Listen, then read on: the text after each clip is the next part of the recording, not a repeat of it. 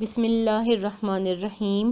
برائے یونیورسٹیز پشاور، مردان، سوات، مالاکنڈ، ہزارہ، شرینگل، دیر اور صوابی کے نئے نصاب کے عین مطابق ایم اے اسلامیات اصول فقہ فائنل پرچہ ہفتم، صفحہ نمبر 3، اسکیم آف اسٹڈی، پرچہ نمبر 7، اصول فقہ، منتھ نمبر 1، اصول تشریع اسلامی، اصول فقہ کی تعریف، حکم اور اقسام حکم، اہلیت و عوارض کا مطالعہ، منتھ نمبر 2، خاص مطلق و مقید، امر و نہی، عام کا مطالعہ، منتھ نمبر 3، قرآن و سنت، اجماع و قیاس کا مطالعہ، منتھ نمبر 4، استحسان، عرف، مصلحت مرسلہ کا مطالعہ، منتھ نمبر 5، شرع من قبلنا، استحساب، اجتہاد و تقلید کا مطالعہ، month number 6، revision, month number 7، فقہ کی ماہیت، ضرورت و اہمیت،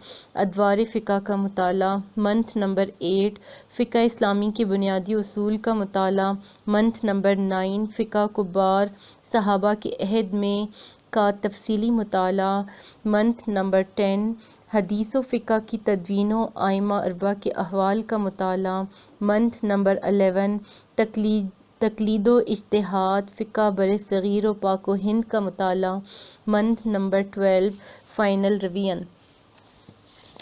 صفحہ نمبر 4، فہرست، نمبر 1، اصول تشریع اسلامی، اصول فقہ کی تعریف، صفحہ نمبر 8، اصول فقہ کی اصطلاحی تعریف، صفحہ نمبر 9، حکم اور اس کی اقسام، صفحہ نمبر 12، واجب، صفحہ نمبر 13، مندوب، صفحہ نمبر 14، حرام یا محرم، صفحہ نمبر 15، مکروہ، صفحہ نمبر 15، مباح، صفحہ نمبر 16، عزیمت و رخصت، صفحہ نمبر 16، حکم وضع کی اقسام، صفحہ نمبر 17، مانع، رکاوٹ، صفحہ نمبر 18، صحیح و باطل، صفحہ نمبر 18، حق اللہ، صفحہ نمبر 19، حق العبد، صفحہ نمبر 20، اہلیت اور اس کے عوارض، صفحہ نمبر 20، اہلیت کے عوارض، صفحہ نمبر 22، قدرتی عوارض، صفحہ نمبر 22، اکتسابی عوارض، صفحہ نمبر 24، دارالحرب میں جہالت، صفحہ نمبر 25، خاص، صفحہ نمبر 29، مطلق اور مقید، صفحہ نمبر 30، امر، صفحہ نمبر 31، نہیں، صفحہ نمبر 35، عام، صفحہ نمبر 36، مشترک، صفحہ نمبر 40، حقیقت، صفحہ نمبر 41، مجاز، صفحہ نمبر 42، صریح، صفحہ نمبر 44، مفسر اور محکم، صفحہ نمبر 45، خفی، صفحہ نمبر 46، مشکل، صفحہ نمبر 47، مجمل، صفحہ نمبر 47، متشابہ، صفحہ نمبر 48، عبادۃ النص، صفحہ نمبر 48، اشارۃ النص، صفحہ نمبر 48، دلالۃ النص، صفحہ نمبر 49، اقتضاء النص، صفحہ نمبر 49، شریعت کے مقاصد، صفحہ نمبر 50، نص، صفحہ نمبر 52، قرآن مجید، صفحہ نمبر 56، قرآن کے خواص، صفحہ نمبر 57، اعجاز قرآن کے مختلف پہلو، صفحہ نمبر 57، بیان احکام میں اسلوب قرآن، صفحہ نمبر 59، احکام پر قرآن کی دلالت، صفحہ نمبر 60، سنت، صفحہ نمبر 60، اجماع، صفحہ نمبر 64، اجماع کی اقسام، صفحہ نمبر 65، قیاس، صفحہ نمبر 67، قیاس کی اقسام، صفحہ نمبر 77، قیاس کو شرعی حجت ماننے والوں کے دلائل، صفحہ نمبر 68، صفحہ نمبر نیکسٹ پیج، صفحہ نمبر 6، منکرین قیاس کے دلائل، صفحہ نمبر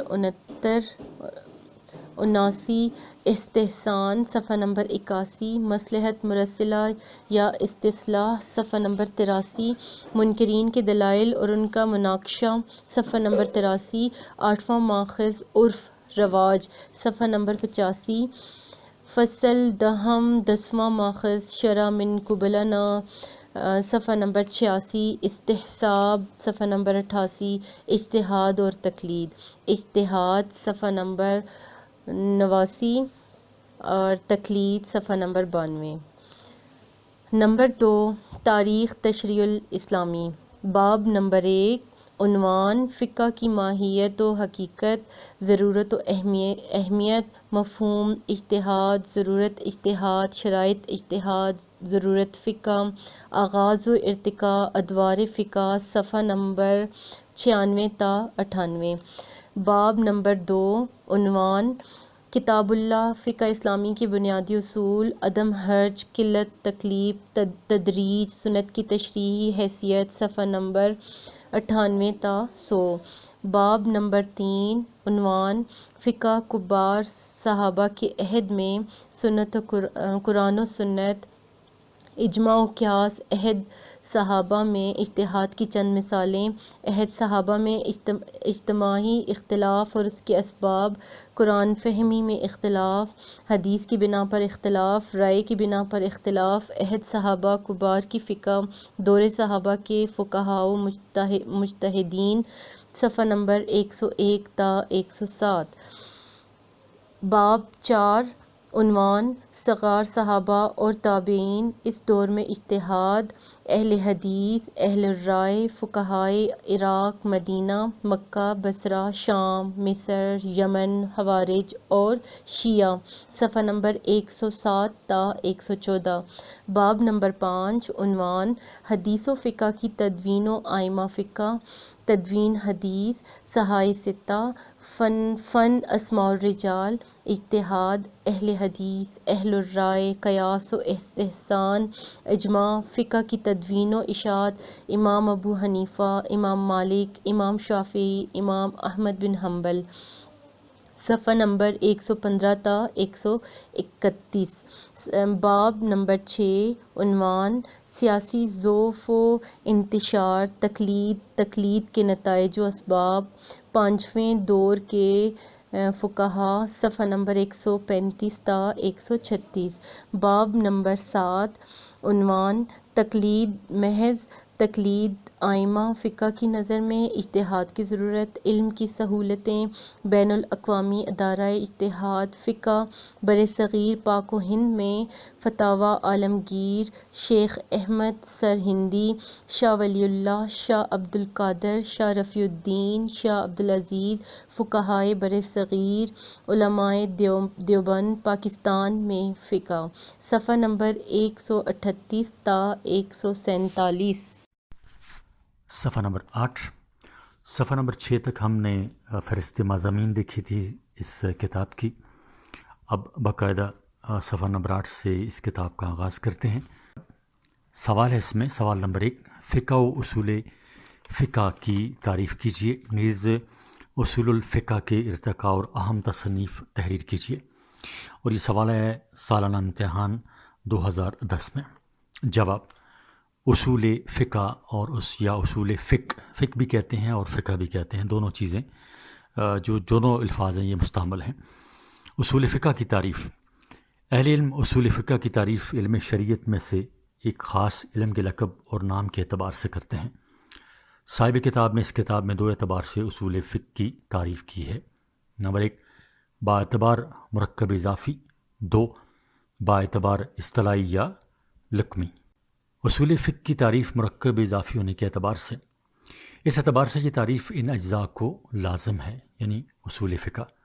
توضیح، اصول اصل کی جمع ہے، اس کا لغوی معنی یہ ہے کہ جس پر غیر کی بنا رکھی جائے، خواہ وہ بنا حسی ہو یا عقلی۔ اہل لغت کے ہاں اصل کے کئی معنی ہیں، کسی چیز کو جاننا اور سمجھنا، جبکہ قرآن پاک میں فقہ سے مراد مطلق علم نہیں بلکہ وقت، فہم، لطف اور ادراک اور متقلب کی غرض کو سمجھنے کا نام فقہ ہے، جیسے کہ قرآن پاک میں ہے، قالوا یا شہیب ما نفقہ قصیر مما تقول، یعنی قالوا یا شہیب ما نفقہ قصیر مما تقول۔ فقہ کی اصطلاحی تعریف، فقہ احکام شرعیہ عملیہ تفصیلی دلائل سے جاننے کا نام ہے۔ قیود کے فوائد، احکام، یہ حکم کی جمع ہے۔ حکم کا معنی یہ ہے کہ کسی امر کا دوسرے کے لیے ثابت کرنا، خواہ ایجابی ہو یا سلبی۔ مثلا ہم کہیں کہ سورج چمکتا ہے یا سورج چمکتا ہے یا نہیں چمکتا، مگر یہاں احکام سے مراد یہ ہے کہ مکلفین پر جن کا کرنا ثابت ہو، خواہ اس کا تعلق وجوب، ندب، حرمت، کراہت، اباحت، صحت، فساد یا بطلان کسی کے ساتھ ہو۔ شریعہ، یہاں احکام کے ساتھ شریعہ کی قید یہ بتانے کے لیے لگائی گئی ہے کہ یہ احکام شریعت سے ماخوذ ہیں، خواہ بالواسطہ ہوں یا بلا واسطہ، ان میں عقلی احکام داخل نہیں ہیں۔ عملیہ، اس سے مراد وہ چیزیں ہیں جو مکلفین کے افعال سے متعلق ہو، مثلا نماز، بیع، شرع اور عبادات وغیرہ۔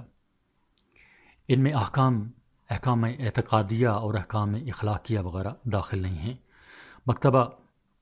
مکتسبہ یعنی وہ احکام جو ادلہ تفصیلیہ سے بطریق استدلال حاصل ہوں۔ ادلہ تفصیلیہ سے مراد یعنی تفصیلی دلائل، اس سے مراد وہ جزئی دلائل ہیں جن میں سے ہر ایک کسی خاص مسئلہ سے تعلق رکھتا ہے اور اس کے لیے نص کی صورت میں خاص یعنی آیت کی صورت میں خاص حکم ہے۔ مثلا اللہ عز و جل کا فرمان ہے وَلَا تَقْرَبُوا الزَّانِي إِنَّهُ كَانَ فَاحِشَةً وَسَاءَ سَبِيلًا، سورہ الاسراء کی آیت ہے۔ یہ دلیل جزئی ہے جو ایک معین مسئلہ کو خاص کرتی ہے، جس کا نام زنا ہے، اور اس کے متعلق ایک خاص حکم پر دلالت کرتی ہے، وہ حرمت زنا ہے۔ تو فقیہ جب ان احکامات کو سمجھے گا اور بحث کرے گا تو لازماً اسے استنباط کے لیے قواعد، استدلال کے لیے مناہج اور اصول کا علم حاصل کرنا پڑے گا۔ اس لحاظ سے فقیہ یعنی جو فقہ کا علم جاننے والا ہوتا ہے، اس کے لیے اصول فقہ کا جاننا بے حد ضروری ہے۔ صفحہ نمبر 9، اصول فقہ کی اصطلاحی تعریف۔ اجمالی دلائل اور قواعد کا جاننا جن کی وجہ سے انسان فقہ کے استنباط تک پہنچ سکے۔ قیود کے فوائد۔ اجمالی دلائل، ان سے مراد احکام شریعہ کے مصادر ہیں، مثلا کتاب، سنت، اجماع و قیاس وغیرہ۔ اسی طرح اس علم کی بحیثیت حجیت و استدلال منزلت کا جاننا اور اس پر دلالت کے احوال کے اختلاف کے مطابق دلالت النص کی وجوہ دریافت کرنا، نیز اجماع اور اس کی شروط کو سمجھنا وغیرہ۔ قواعد وہ قضاء یا کلیہ ہیں جن کا حکم ماتحت جزیات پر منطبق ہوتا ہے۔ ان جزیات کے حکم کے تعارف کے لیے درج ذیل امثلہ یعنی مثالوں کو دیکھا جائے۔ نمبر 1، یہ قاعدہ ہے کہ امر وجوب کا فائدہ دیتا ہے الا کہ اس میں کوئی قرینہ صارفہ پایا جائے۔ مثلا اقیموا الصلاۃ وآتوا الزکوٰۃ وأطیعوا الرسول، سورہ النساء کی آیت ہے۔ ان تمام امر کے صیغوں سے پتہ چلتا ہے کہ اس قاعدہ کے مطابق یہاں امر وجوب کے لیے ہے، یعنی نماز، زکوٰۃ اور اطاعت، ان میں سے ہر ایک واجب ہے۔ اصولی اور فقی میں فرق۔ اصولی جزئی دلائل کی شرعی احکام پر دلالت کرنے کے اعتبار سے اجمالی دلائل کے متعلق بحث کرتا ہے، جبکہ فقی یا فقیہ جزئی دلائل کے متعلق اس لیے بحث کرتا ہے تاکہ قواعد اصولیہ سے تعامل لیتے ہوئے ادلہ اجماعیہ اور اس کے متعلق مباحث کا احاطہ کرتے ہوئے اس سے جزئی احکام مستنبط کریں۔ اصول فقہ کا مقصد اور ضرورت۔ اصول فقہ کی تدوین کا مقصد یہ ہے کہ ان قواعد اور مناہج کو وضع کیا جائے جن کی وجہ سے انسان احکام شرعیہ عملیہ تک پہنچ سکے اور مجتہد غلطی سے بچ سکے۔ نوٹ: فقہ اور اصول اس لحاظ سے متفق ہیں کہ ان دونوں کا مقصد احکام شرعیہ تک پہنچنا ہے، مگر اصول ہمیں اس رسائی کے طریقے کے مناہج اور استنباط کے طریقوں کی وضاحت کرتا ہے، جبکہ فقہ علم اصول اور مقررہ قواعد کی روشنی میں باعتبار فعل احکام کا استنباط کرتا ہے۔ علم اصول فقہ کا آغاز اور ارتقاء۔ جب سے فقہ وجود میں آئی ہے اسی وقت سے اصول فقہ موجود ہے۔ جہاں فقہ ہوگی لازماً وہاں فقہ کے قواعد و ضوابط بھی ہوں گے۔ انہی قواعد و ضوابط کا نام علم اصول و حقیقت ہے۔ فرق صرف اتنا ہے کہ فقہ تدوین کے اعتبار سے علم اصول سے مقدم ہے، اگرچہ وجود کے اعتبار سے ہم عصر ہے۔ حقیقت یہ ہے کہ اس علم کے قواعد و مناہج مجتہدین کے ذہنوں میں راسخ تھے۔ صفحہ نمبر 10۔ اگرچہ انہوں نے ان کی تصریح نہیں کی تھی مگر وہ انہی کی روشنی کے مطابق چلتے تھے۔ مثلاً عبداللہ بن مسعود فقیہ صحابی یہ کہتے ہیں کہ متوفی عنہا زوجہا حاملہ کی مدت وضع حمل کے وقت ختم ہو جائے گی، کیونکہ اللہ عز و جل نے فرمایا ازواجاً یتربصن بانفسہن اربعۃ اشہر وعشرا۔ تو گویا یہ استدلال اصول کے قواعد میں سے اس قاعدے کی طرف اشارہ کرتا ہے کہ ما بعد نص ما قبل نص کو منسوخ کر دیتی ہے، تو نتیجہ یہ نکلا کہ عدم تدوین سے عدم وجود لازم نہیں آتا، کیونکہ اہل عرب قواعد نحو کی تدوین سے قبل ہی فاعل کو رفع اور مفعول کو نصب دیتے تھے۔ دور صحابہ میں مسائل کے سمجھنے میں خاصی مہارت کی وجہ سے اصول فقہ کی تدوین وجود میں لانے کی ضرورت نہ تھی۔ صحابہ کے دور کے اختتام تک اس علم کے قواعد مدون نہیں ہوئے تھے۔ تابعین عظام بھی استنباط میں صحابہ کرام کی طرز پر چلے۔ انہوں نے ابھی ادلہ سے احکام کے استخراج کے اصول کو مدون کرنے کی ضرورت محسوس نہ کی، کیونکہ زمانہ نبوت کچھ دور نہ تھا، مگر جب تابعین کا دور ختم ہوا، مملکت اسلامیہ وسیع ہو گئی اور حادثات و واقعات کی کثرت ہو گئی، اور عرب و عجم کے اختلاف کی وجہ سے زبان عربی کو سمجھنے میں غلطیوں کا احتمال بڑھ گیا، اجتہاد اور مجتہد بہت زیادہ ہو گئے اور استنباط کے بہت سے طریقے رائج ہو گئے، بحث و جدال حد سے بڑھ گیا، شکوک و احتمالات کی کثرت ہو گئی، تو فقہا کو اجتہاد کے لیے ایسے قواعد و ضوابط اور اصول بنانے کی ضرورت پیش آئی۔ صفحہ نمبر 10 جاری۔ شکوک و احتمالات کی کثرت ہو گئی تو فقہا کو اجتہاد کے لیے ایسے قواعد و ضوابط اور اصول بنانے کی ضرورت پیش آئی کہ جن کی طرف مجتہد بوقت اختلاف رجوع کرے، تاکہ یہ قواعد فقہ اور درست رائے کے میزان ثابت ہوں، اور پھر انہی قواعد اور بحثوں کے مجموعے کو علم اصول فقہ کا نام دیا گیا، تو اس وقت اس علم کو مدون کیا گیا۔ علم اصول فقہ کا مدون اول، بقول بعض علماء سب سے پہلے امام ابو حنیفہ کے شاگرد امام ابو یوسف نے اصول فقہ پر کتاب لکھی۔ عام علماء کا کہنا ہے کہ اس علم کے مدون اول اور اسے مستقل کتاب کی صورت دینے والے امام محمد بن ادریس شافعی ہیں۔ انہوں نے اس موضوع پر اپنی مشہور کتاب الرسالہ لکھی۔ اس میں قرآن، سنت، اجماع، قیاس، ناسخ و منسوخ، امر و نہی اور دیگر امور پر اصولی بحثیں لکھیں۔ امام شافعی کے بعد امام احمد بن حنبل نے ناسخ و منسوخ، اطاعت رسول اور علل کے موضوع پر کتابیں لکھیں۔ بعد ازاں علماء نے اس علم کے متعلق لگاتار کتابیں تصنیف کیں۔ اصول فقہ کی بحثوں میں علماء کا طریقہ کار۔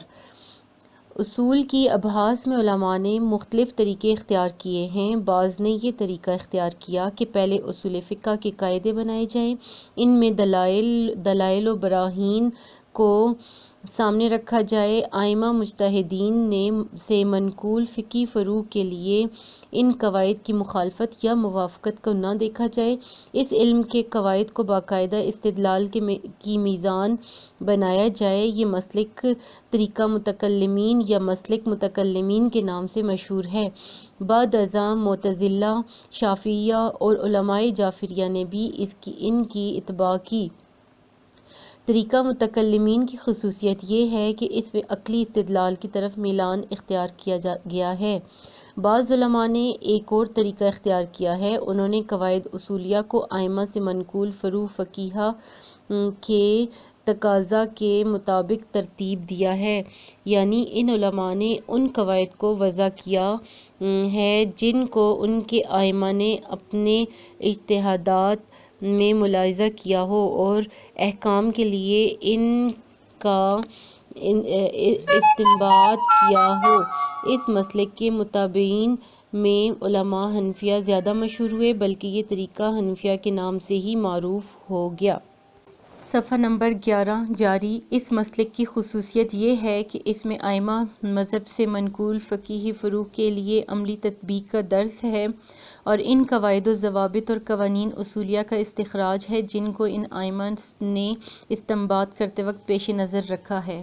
یہاں ایک تیسرا طریقہ بھی ہے جس میں ان دونوں کو جمع کیا گیا ہے اور مسلکوں کی خصوصیت کا احاطہ کیا گیا ہے، یعنی اس میں طریقہ متکلمین کے مطابق تقریر اور قواعد کے ساتھ ساتھ دلائل و براہین کو پیش نظر رکھتے ہوئے ائمہ مذاہب کے وضع کردہ قواعد کو ان کے ساتھ منطبق کیا گیا ہے۔ علم اصول فقہ پر لکھی گئی کتابیں۔ متکلمین کے طریقہ پر جو کتابیں لکھی گئیں ان میں سے مشہور کتابوں کے نام یہ ہیں: نمبر 1 کتاب البرہان از امام الحرمین عبد الملک بن عبداللہ الجوینی الشافعی م 413 ہجری۔ نمبر 2 المستصفیٰ از ابو حامد محمد بن محمد الغزالی الشافعی م 505 ہجری۔ نمبر 3 المعتمد از ابو الحسین محمد بن علی البصرہ المعتزلہ م 436 ہجری۔ نمبر 4 المحصول از فخر الدین رازی الشافعی م 404 ہجری۔ یہ کتاب درج بالا تینوں کتابوں کا خلاصہ ہے۔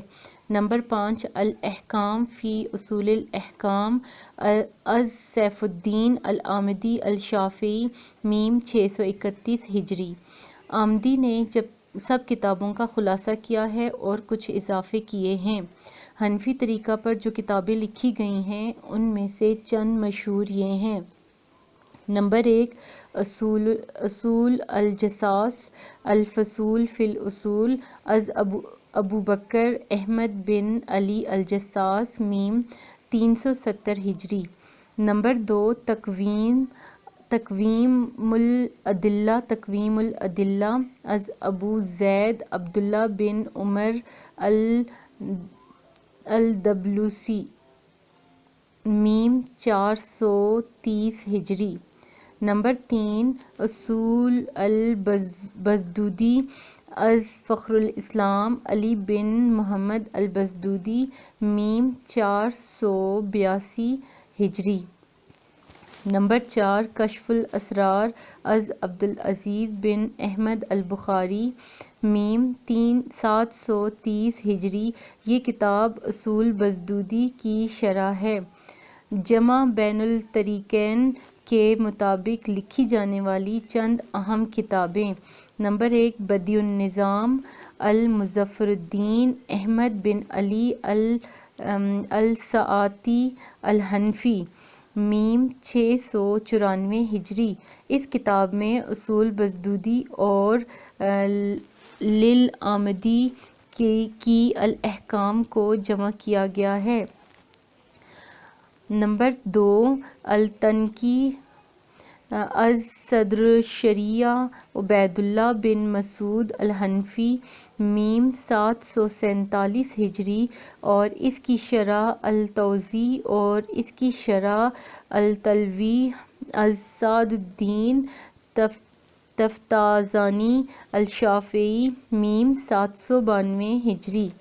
نمبر 3 جمع الجوامع از تاج الدین عبد الوہاب بن علی السبکی الشافعی م 771 ہجری۔ محلہ بنانی اور عطار نے اس کے حواشی اور شروحات لکھیں۔ عزیز طلبہ، یہ آڈیو ریکارڈنگ آپ کے لیے ہیومینیٹیرین ڈیولپمنٹ آرگنائزیشن ایبٹ آباد کے ذریعے اہتمام کی گئی۔ ہیومینیٹیرین ڈیولپمنٹ آرگنائزیشن ایبٹ آباد 2011 سے اپنی مدد آپ کے تحت صحت، تعلیم اور معاشی خود مختاری کے شعبوں میں بہتری کے لیے کوشاں ہے۔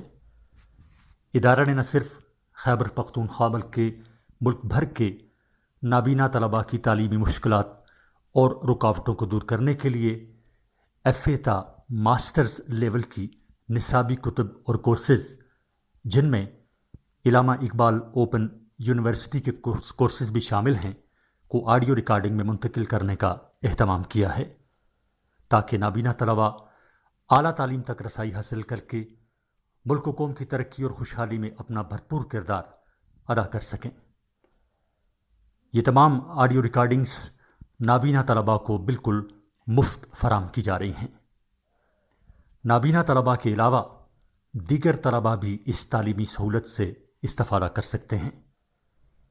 ہیومینیٹیرین ڈیولپمنٹ آرگنائزیشن ایبٹ آباد، ای میل HDOATD@gmail.com، ویب سائٹ HDORG.net، رابطہ نمبر 03459541-838 یعنی 0345 9541 838۔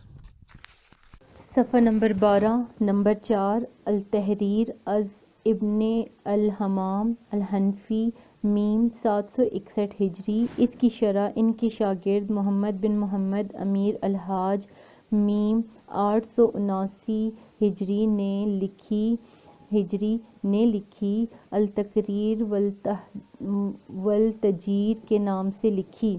نمبر 5 مسلم المثبوت از محبت اللہ بن عبدالشکور البحاری الحنفی میم 1119 ہجری، اور اس کی شرح علامہ عبدالعلی محمد بن نظام الدین نے جو بحر العلوم کے نام سے مشہور تھے فوائد الرحموت کے نام سے لکھی۔ اصول فقہ پر جعفری علماء کی کتابیں یہ ہیں۔ نمبر 1 الذریعہ الی اصول الشریعہ از سید شریف مرتضی میم 336 ہجری۔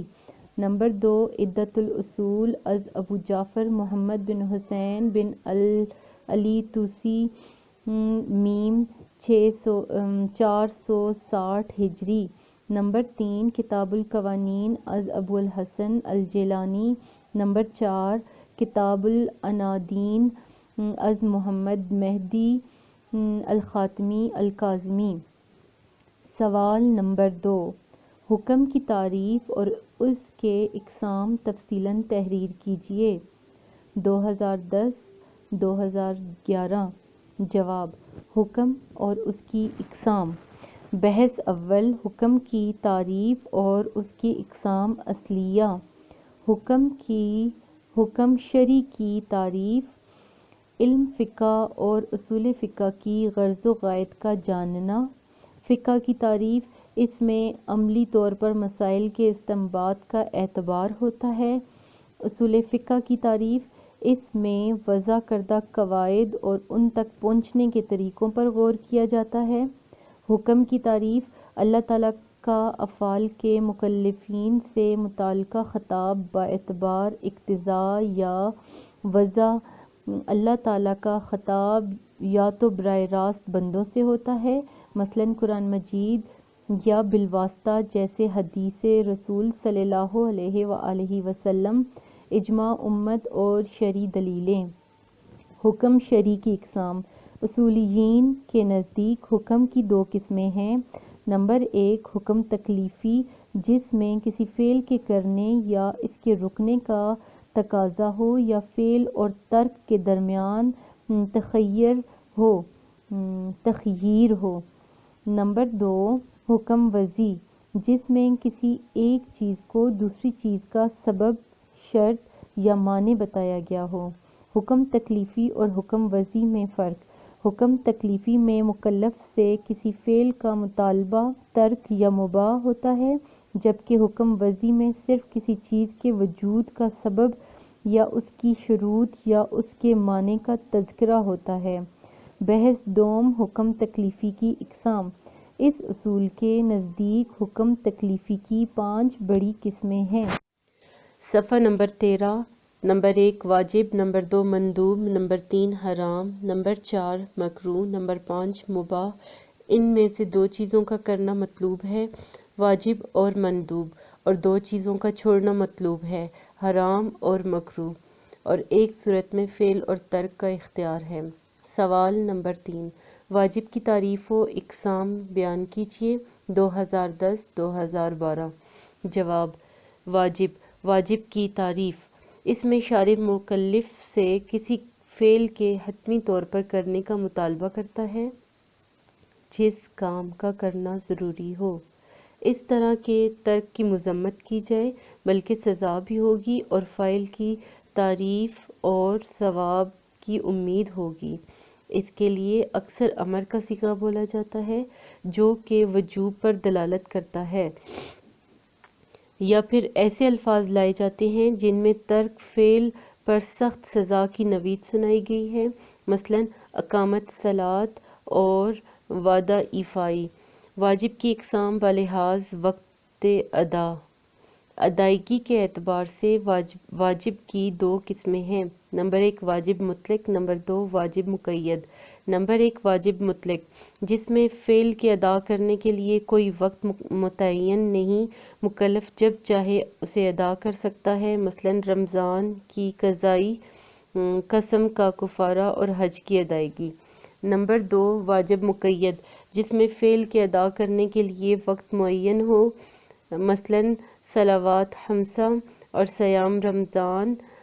نماز کو اگر وقت معین پر ادا کیا جائے تو وہ ادا اور کامل ہو گئی، اور اگر وقت معین کے بعد ادا کی جائے تو وہ قضا اور ناقص ہوگی۔ واجب کی اقسام بلحاظ تقدیر و عدم تقدیر۔ واجب کی باعتبار مقدار مطلوبہ دو قسمیں ہیں: نمبر 1 واجب محدد، نمبر 2 واجب غیر محدد۔ نمبر 1 واجب محدد، شارع نے جس کام کی مقدار مقرر کر دی ہو، مثلاً زکوٰۃ اور دیات وغیرہ۔ نمبر 2 واجب غیر محدد، شارع نے جس کام کی مقدار مقرر نہ کی ہو، مثلاً زکوٰۃ کے علاوہ صدقات اور فرائض کے علاوہ نوافل وغیرہ۔ واجب بلحاظ تعین مطلوب و عدم تعین مطلوب۔ اس اعتبار سے واجب کی دو قسمیں ہیں: نمبر 1 واجب معین، نمبر 2 واجب غیر معین۔ نمبر 1 واجب معین، شارع نے کسی چیز کے عین کا مطالبہ کیا ہو اور اس میں تخییر کی رعایت بالکل نہ دی ہو، مثلاً نماز، روزہ۔ نمبر 2 واجب غیر معین، جس میں شارع نے عین کا مطالبہ نہ کیا ہو اور تخییر کی رعایت دی ہو، مثلاً فَآمَنَّا بَعْدَ وَأَمَّا فِدَاءً حَتَّىٰ تَضَعَ الْحَرْبُ أَوْزَارَهَا، زہار اور قسم کا کفارہ۔